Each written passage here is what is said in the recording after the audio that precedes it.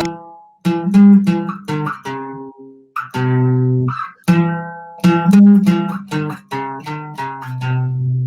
to the Community Hotline, for the community, by the community, presented by 88 Real Estate Media. I am your host, Bob Fang, and today we have Andy Dane Carter. My man, why don't you introduce yourself? What's happening, Bob? Thank you so much for having me on your show. Thank you so much for having me with your tribe. Appreciate it. Of course. Tell us, what is it that you do, and and kind of, how you got into real estate and everything. Sure. So I love real estate. We do a lot of it. It was not my first career. I'm like a poor kid, was raised poor, was raised by a single mom, and we struggled. And then I started working when I was 12, and just kind of got after it and kept going. And I fell in love with real estate when I was just coming off, like a lot of years as a wine sommelier. I put on a bunch of weight, was just very unhealthy and just not that happy overall. I just figured, it was time for like a little bit of a career change. And I stopped working for about a year and a half and got super healthy and super happy, got super big into like just how to be healthy, and then like lots of yoga mixed with that. And then I also got really broke because I spent all my money because I wasn't working. And then I kind of stumbled into real estate as a way just to kind of have this lifestyle that I wanted to keep. And then I hit the ground running and just never looked back, and it kept blossoming and went from doing, I think I did 86 deals my first year, which is unheard of for real estate. It was a lot of short sales and REOs because I was like on the space of investing back then, but crazy times. And now I just like to help people and give it back. Okay, got it. I love it. So today's kind of, the flow of the conversation will kind of be is time capsule, right? Everything you say today, is in hopes of, one, is to help and educate the youth that's listening. And then two is, to kind of give your future grandchildren a look into, what their granddaddy was like, back in 2020 during this whole, quarantine situation. Why don't you give some context of what's happening in the world right now for those who are going to look at this in the future?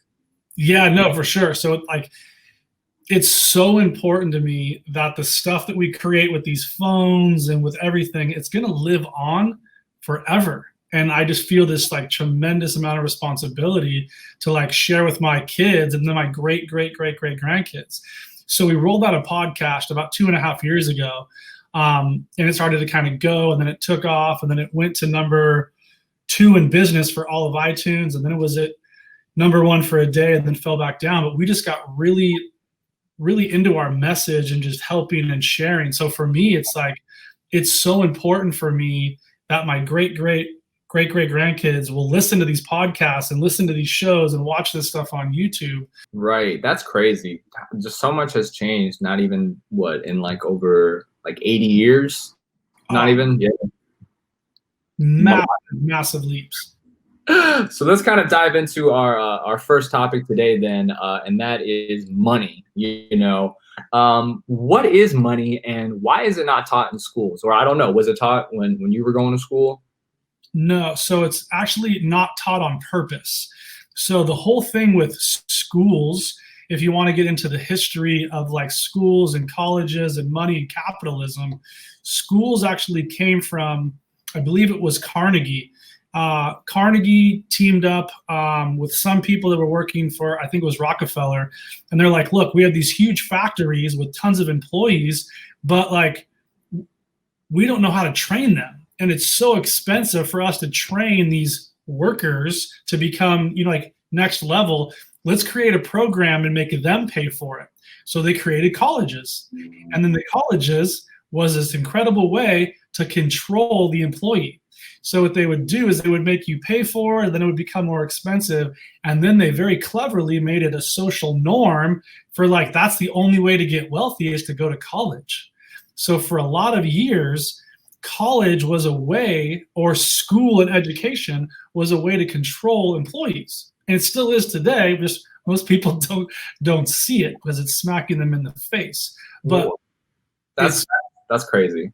It's nuts. And if you really dive into the history of it, you're like, what a bunch of scumbags. But like they did what they had to do to make their businesses survive. So that part of me respects them, but the other part of me is like, dude, there's a better way. Right, right. There we have it, folks. Andy said it right here. School is just a trap that was created to train you to be a worker bee, basically. So yeah. So then what is money then? You know, how can the kids, you know, understand money better? Or what, you know, what is your personal view of money right now? Sure. So you have to take control of it, for one.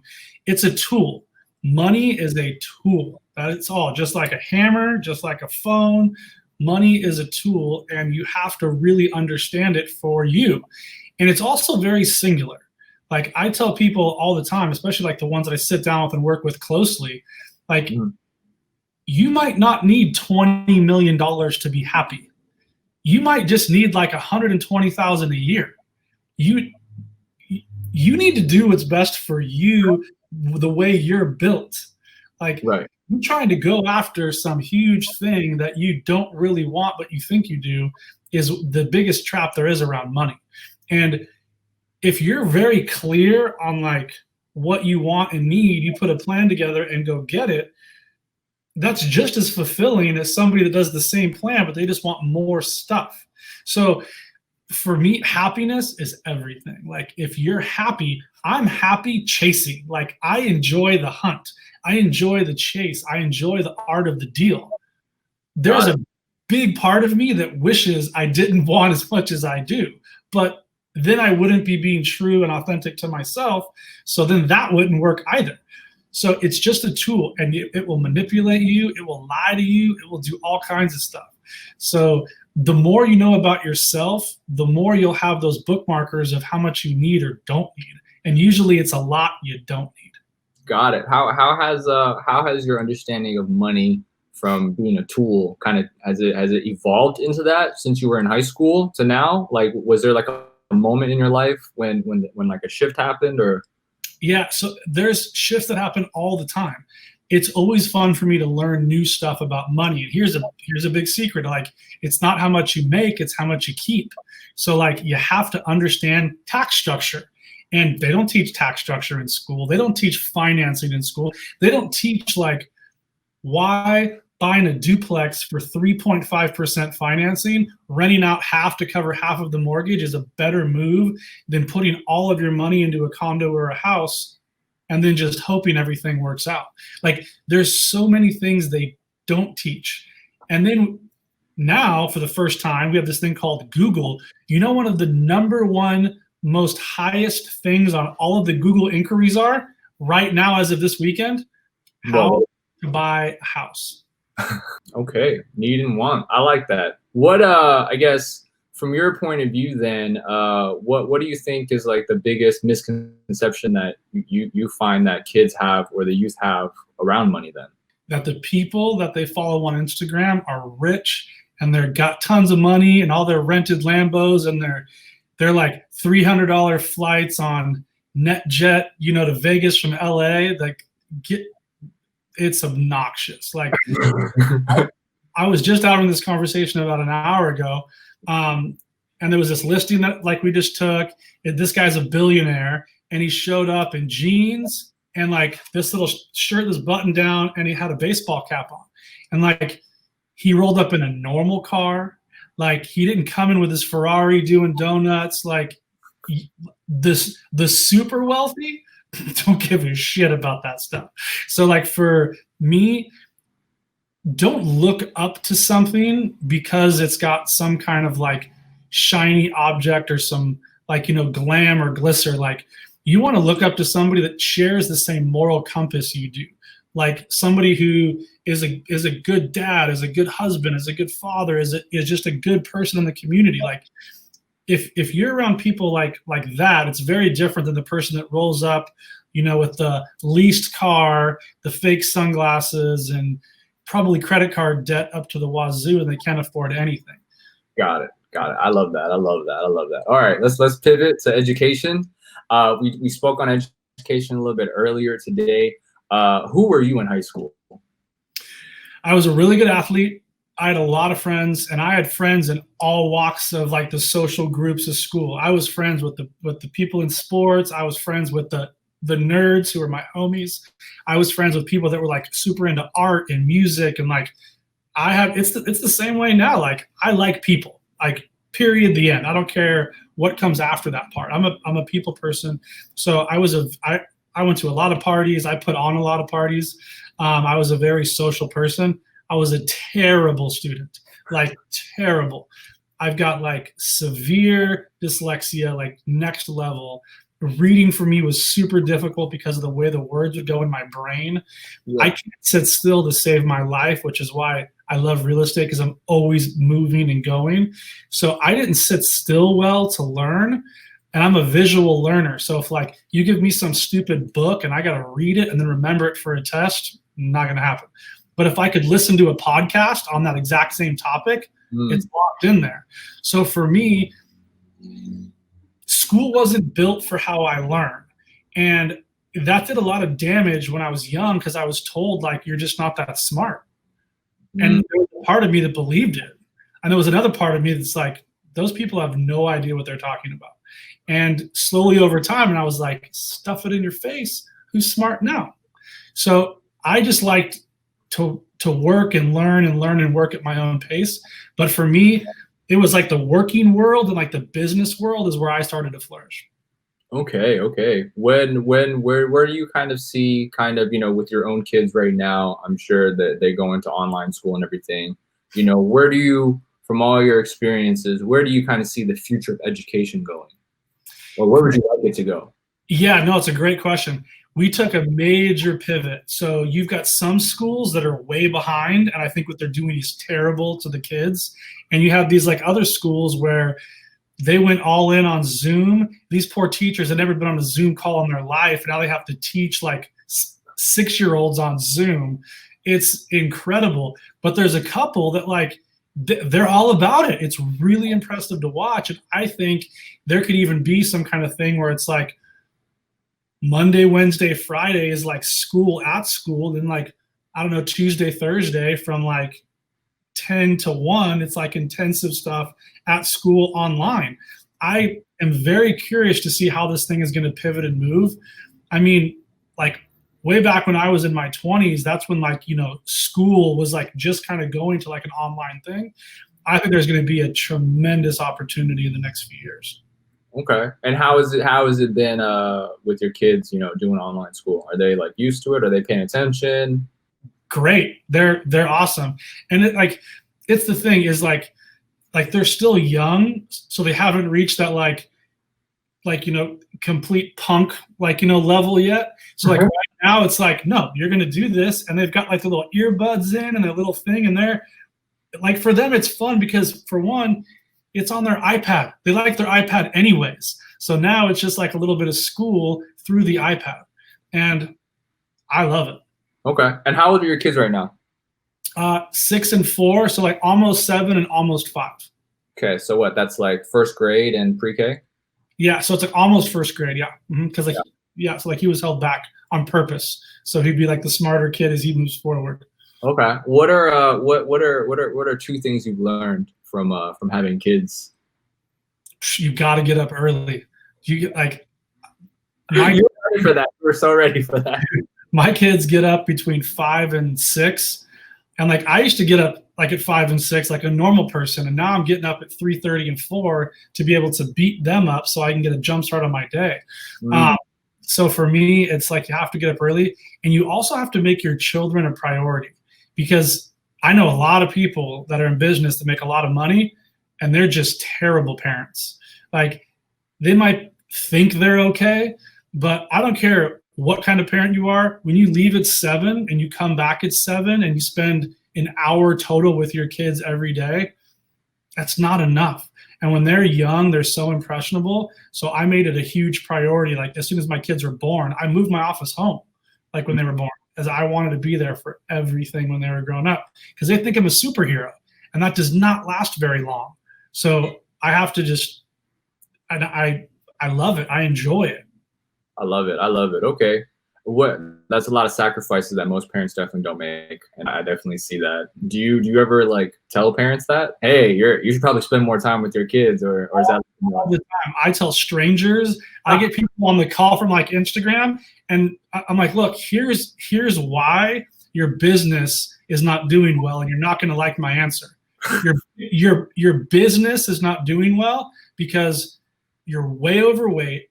You're not working out at all. You have zero path or purpose right now. And with those three things, I guaranteed you're not being like super kind to your wife. You're probably coming home like with no energy left. You probably yell at your kids. I go, everything that you just told me is actually your fault. So when you want to get that stuff in line, then we can talk about your business.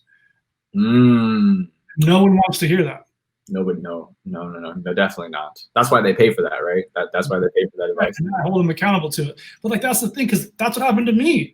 Like, do you know how hard and how easy it is to put your phone in a drawer when you get home from 5 to 7?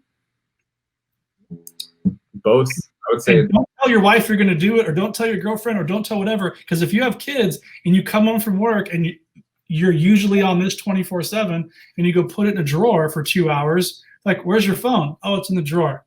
You don't need it? Well, yeah, I need it, but I'm home and I'm with you guys, and like as soon as the kids go down, I'll pick the phone back up.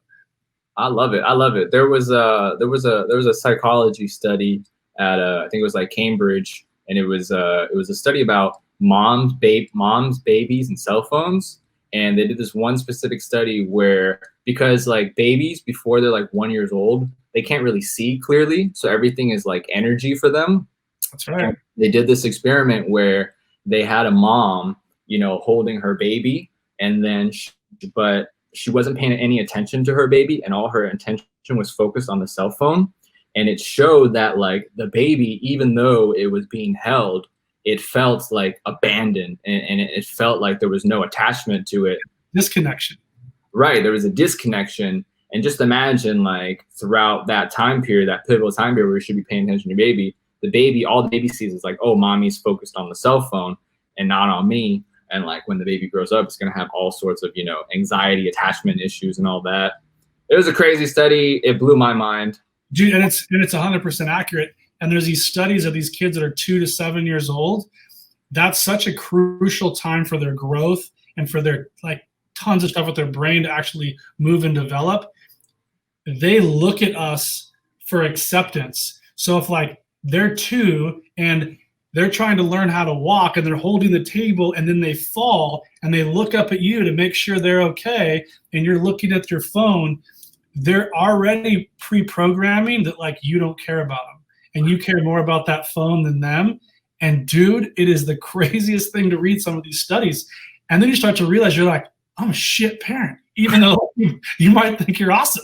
Oh no, that's right. Darn it. I was going to try to go the whole thing without cursing. I was so close. No worries. No, it's like in basketball. You get 5 fouls. You got to use a few. Cool. What are 2 defining moments in your life, and how do they impact you? Dude, I've had a lot, man. I've had a lot of ups and a lot of downs. I would say probably defining moment from like a business perspective when I was 12, and like I was just going to get this wetsuit no matter what. And it's a long story. And I had to go find a job. And then I took $20 from that little job I could find, like to the surf shop, so I could buy this wetsuit. And then I finally paid it off, and it was on layaway. And this dude handed me this brand new wetsuit, and I cried the whole way home. And I was like, I did it, because that was the moment that I realized I didn't need anybody. I was just like, I don't need anybody's help. I can do this on my own. Mm-hmm. And that's why I went to a very different place after that. Mm-hmm. And then I would say probably like another defining moment was when I was just getting into real estate, like brand new. I was offered this crazy job, and I had like $400 left in the bank. I mean, I had nothing at that time. And I was offered this job where I was going to make like $300,000 a year, but it was the same kind of sales things as before, grind, stress, all this stuff. And I said no. And for whatever reason, there was something inside of me that was like, you're going to go in this real estate direction, and we got your back. So I said no to a lot of money, and I went into a business that's really hard to start making money quickly. But I did, and It's always good to bet on yourself. Like, you can pay these gurus and you can pay for all this information, but when you decide to invest in yourself, like really invest in yourself, and then go all in, some really cool things can happen. I'm not going to be cursing anymore on this show. I'm not getting any more strikes. I love it. Okay. I love that story. 12 years old. That's when you kind of realized, you didn't need anybody. You could be fully self-dependent, and then basically going all in on yourself, right? Into the real estate field. I think that's really powerful. What about for the youth listening, and then actually for your grandchildren, like what are 3 pieces of life advice you would have? Yeah. So for all my grandkids out there, and for like all the youth in general, you have to take risks when you're young. And this is some advice that I got, and I should have taken more risks. I took a lot. I didn't take enough. Like, you can go broke at 25 and you're good. You can go broke at 30. You can go broke at 35, and you still have so much time to get wherever you want to go. So like, take risks. Sometimes the safe way isn't the best. It's for sure not going to be the easiest, but the only way to really learn is to put yourself in a position where like you're going to struggle. And like the struggle kind of becomes the way. So this is the way. Got it. The risk for 1. Give me 2 more. Yeah. So, and try new stuff is going to be similar to risk, but what's super important is that you don't just like do one thing. Even though if you want to be a professional athlete, you're going to have to get very singularly focused on what you want to do. But as far as like a business context, work for somebody who's huge in corporate. Like, even if you hate the corporate world, go learn what like that is. Work for somebody in finance, or like go work for a bank.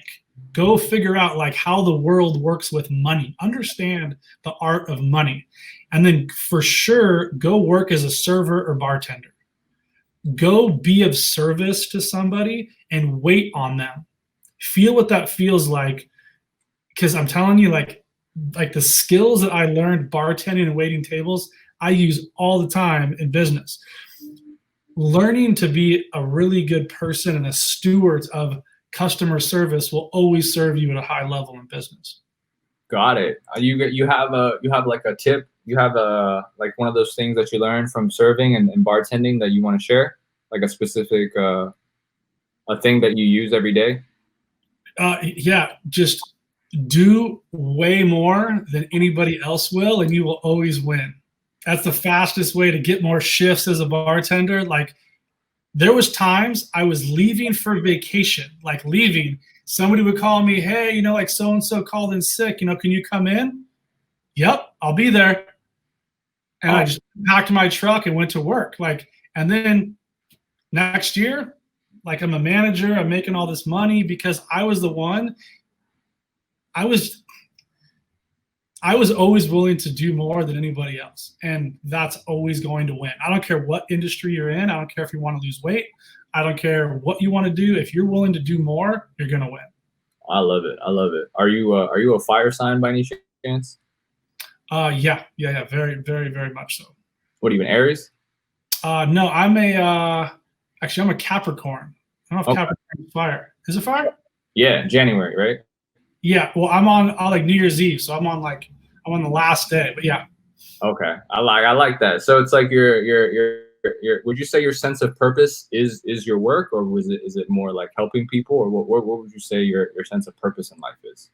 Yeah, it's for sure to help people. I mean, and it's to a fault. Like, I love to help people, and that's where like a ton of my drive comes from, and that's always way more important than like the end result. And like the end result's going to come, and that's like the money, but you would be shocked how many checks I forget like are somewhere that I'm supposed to go pick up. And I've been working on that deal for 6 months because I'm so much more focused on the experience and how it's going to be than the like, ooh, here's my money now. I love it. Okay. And then I guess kind of, almost to wrap it up a little bit, I always ask people this one question is, you're coming on and you're sharing your personal experiences, right, to help the youth out. So what is $100 million problem that if someone in the community right now could solve for you and you would be able to make $100 million, what would that problem be? It's a great question. If somebody could figure out a way for me to go on 3 to 5 solid deal generating appointments a day with the skill set that I have between my ears, that'd be worth a lot of money to me, because a huge chunk of my time is like those leads and nurturing those leads and creating those scenarios where I can have those meetings. But if I could just every day for like a whole year, which if I'm going on 5 a day, 5 days a week, I'll write you whatever check you want, because I know I can close. When you say deal generating, does that mean like the first point of meeting, or just like it's already like a warm meeting and people already know what you're about and they want to give you a listing? Yeah, it's a warm meeting for a listing, or just with some like huge investors and we can just go put a deal together, syndicate. I literally can't meet people fast enough. I cannot get myself in front of people enough. Like that's always my problem. And it's the same with a lot of people. Like it's hard to scale you. That's why the doctors, there's a ceiling to their practice. There's only so many hours in the day to see these patients. So right. I'm trying to scale out something that's a little bit hard to scale. Okay. Well, that's why you have your podcast, right? That's why, like, that's another way to get people like in your circle. It's like the social, it's the podcast, it's the YouTube. So I can blast those things out to everybody. That helps the phone ring tremendously. And there's a deal that we just got solely because of my reach. Well, there you go. Okay. So you just want someone like a more systematic system. Are there specific deals that you're looking to generate for someone to bring you 3 to 5 deals a day? I just like deals. I'm not picky. I like deals. Got it. In the $100 million range. Do you have okay, so before we wrap up then, what are some last words you would say to your future grandchildren specifically? Just like imagine like you're on the spot, like they're watching this right now and this is your time to say whatever you want to say to them. Yeah, so here's directly to you, and you guys know who you are because we obviously have the same bloodline.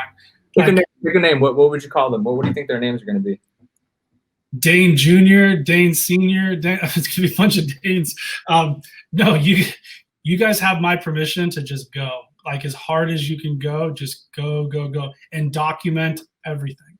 Document the whole journey. Document your failures, document your wins, document everything and help people on the way. Like you can go. I got D's and F's in school. I was counted out so many years ago. Like just go, whatever it is you want to do, go all in and do not look back.